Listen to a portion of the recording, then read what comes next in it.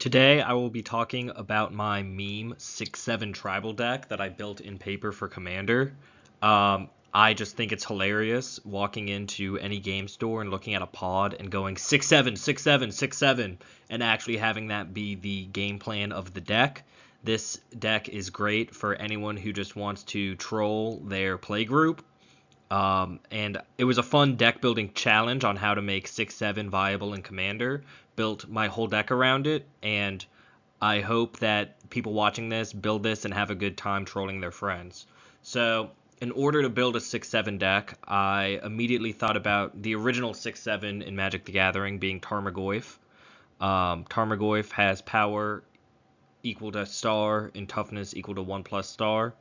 So you're able to make it 6-7. So we went ahead and built the entire deck around making Tarmogoyfs into 6-7s.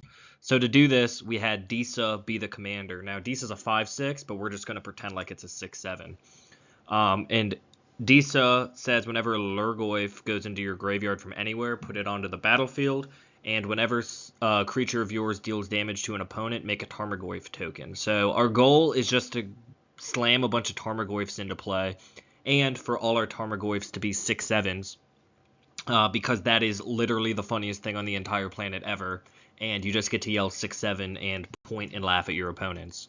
So lucky for us, there are 6 main basic card types in Magic, being land, instant sorcery, artifact, enchantment, and creature.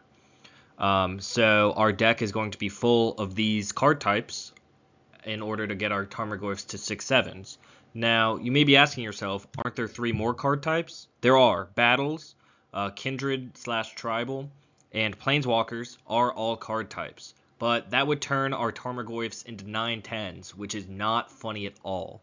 So we are not going to play these in our deck. And these are uncommon for opponents to play. The most common of these would be an opponent playing a Planeswalker, and if that happens, you're just going to be very sad as your Tarmogoyfs turn into 7-8s and the dream is dead. So we're going to get into the different cards that we play in order to spit out Tarmogoyfs and have them be funny 6-7s. So starting with creatures, we have lots of Goyfs because the commander is built around putting Lurgoyfs into your graveyard. On the left here, we have the Goyfs that will be 6-7s. Barrogoyf and Pyrogoyf are the 2 best. Pyrogoyf is one of the win cons, where whenever a Lurgoyf comes in, it'll deal damage equal to its power to any target. So if you start connecting and get some Tarmogoyf tokens, you can just shoot people for 6 at a time. Then you're playing the original Tarmogoyf, because why not? Polygoyf and Nethergoyf. Then you're also playing a whole bunch of Goyfs that are not power and toughness equal to card types in your graveyard. These range from lands, non-basic lands, creatures, all sorts of different things. But you're going to play them because your commander will put them into play for free if you mill them over. So these are the 10 Goyfs that I have in my deck. There's a couple tribal Goyf cards. There's an enchantment and an artifact, but you can't play those because that would make your Goyfs too big. Moving forward, you want to play some mana creatures. I'm playing Ignoble, Llanowar Elves, and Sakura Tribe-Elder. Sakura Tribe-Elder is the best one because it puts itself in the graveyard, so it gets that creature count up to 1 so that you can start playing your Goyfs. You also have a package of cards that put cards in the graveyard. So Aftermath Analyst mills 3 and can get all your lands back, which is pretty cool. Satyr Wayfinder is just a pet card of mine. You look at 4 and you end up putting a land into your hand. Dragon Rage Channeler will let you surveil whenever you cast a non-creature spell, and then on Delirium can start attacking people. You want to have 3 or 4 or 5 of these. These are the ones I have in my deck. There are many, many cards that do this type of thing. This deck tech is not a complete list of my cards in my deck. It is the general guide on how to make a 6-7 deck. Then I kind of have some value creatures. Quorum came in the Commander Precon, and it just mills everyone and lets you cast stuff and get value. And then Winter is some card draw for you and your opponents, but on Delirium, it shuts your opponent's hand sizes down to 3, 2, 1. If you have all 6 in your graveyard, the max hand size will be 1 for your opponent. It's really good. I've played it both times in games I've played with the deck. Winter's come out and been exceptional. So I recommend playing it. Moving forward to instants, because it's important we have all the card types and a good representation of each. Grapple the Past and Grizzly Salvage are cards that I play in Pioneer in my Soul Flayer deck. So I went ahead and put them in this commander deck because I thought they were good. Grapple can buy back something and also mill some cards. Grizzly Salvage looks at top 5 and gets you a creature or land into your hand.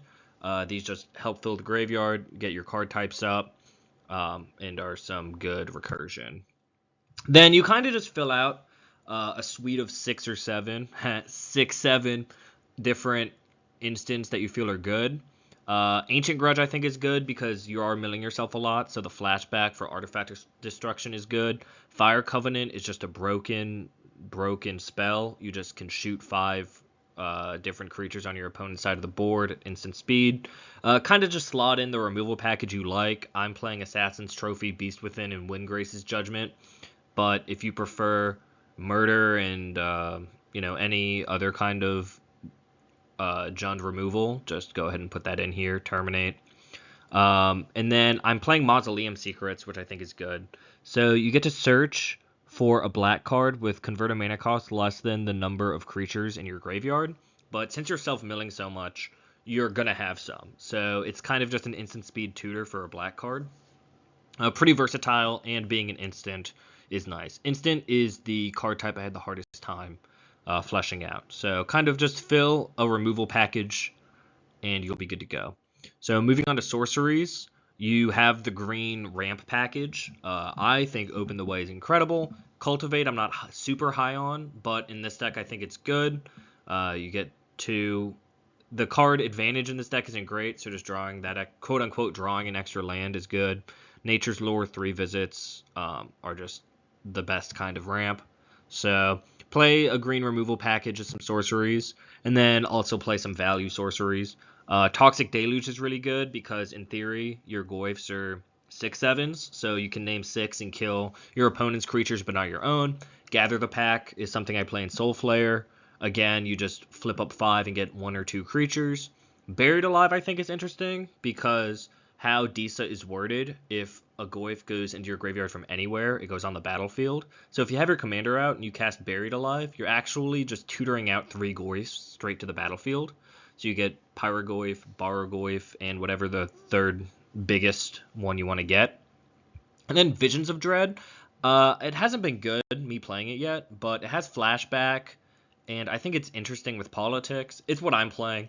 Slot in a sorcery or 2 that you think is good, but overall that's a good suite. Going to artifacts, you have a ramp package. Normally if you're in green you don't want to be playing artifact ramp, but you need all the card types. So play your Soul Ring. Wayfarer's Bauble is very good because it puts itself in the graveyard. Play Signets and Talismans. I'd recommend playing 5 or 6 or 7 of these rampy artifacts just to get your count up. Then I'm playing some just cycling artifacts, a couple Baubles and a Chromatic Star. It puts an artifact type in your graveyard, lets you draw a card, and just keep churning through. Just very good at getting that Delirium count up. And then my kind of spicier artifact I'm playing is Altar of Dementia. You can sack a creature and have a player mill equal to the creature's power. So if you get a couple Tarmogoyf tokens in play that are 6 power, you can mill yourself and get more Goyfs. You can mill opponents that you think have good card types. I think it's interesting. I haven't cast it and used it yet, but I think it does have a really high ceiling. So keep that in mind. I recommend it. And then moving on to enchantments. Since we're in Jund, I thought it would be difficult to find enchantments to play, but I ended up finding a whole bunch, and that might be because I spent the most time trying to find enchantments. But they're all just kind of assorted value. Animate Dead is just good in any deck. Cindervines, can remove an artifact or enchantment and kind of punish your opponents, and it puts itself in the graveyard, so that's great. Fable of the Mirror Breaker lets you loot, it makes some stuff, it flips. It's overall just a very good card. Wild Growth as a ramp piece, but also if you mill it over, it counts as an enchantment. Rhythm of the Wild gives your Goyfs trample or uncounterability or haste, all sorts of good stuff. Warstorm Surge is kind of just another copy of Pyrogoyf, but you're making a whole bunch of 6-power creatures every turn, so it's a good way to just end the game. Necromancer Stockpile isn't the best of this effect, but just a way to discard cards from your hand seems pretty good. Again, because if you discard Lurgoyfs, they go onto the battlefield with Disa. And then Blood Spatter Analyst, I think, is really good.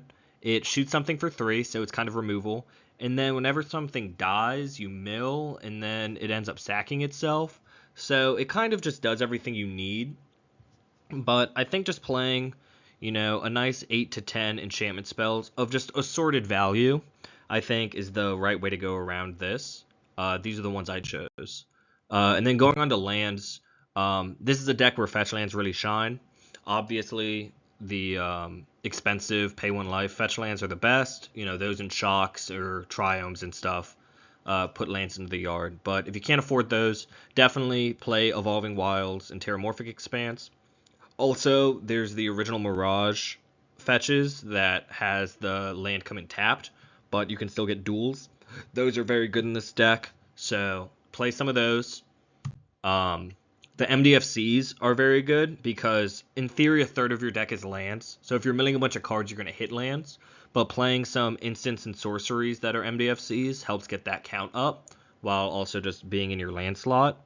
So I'm playing these 4, but I honestly should probably be playing more. And then moving on to just some random kind of value, kind of easy to include lands. I'm playing a bunch of cycle lands. I think they're fine in Commander anyway, and then they can just put a land into your graveyard if you need it. And then Rogue's Passage is the one land I'm playing that doesn't tap for any color. It just lets your creatures get through. When they deal damage, you get another Goyf. It's very good. So yeah, if you want to meme on your opponents with 6-7 Tarmogoyfs and laugh and be obnoxious at your LGS, this is my Disa recommendations. I did not give you 60 or 70 different cards here. I think I listed out maybe 50. So there's flex spots, and I think that's important for deck techs. I'm playing some of my pet cards like Woodland Bellower and so forth in the 99. So if you have some pet cards, slot them in, but otherwise, 6-7, 6-7, LOL, 6-7. So thank you for watching.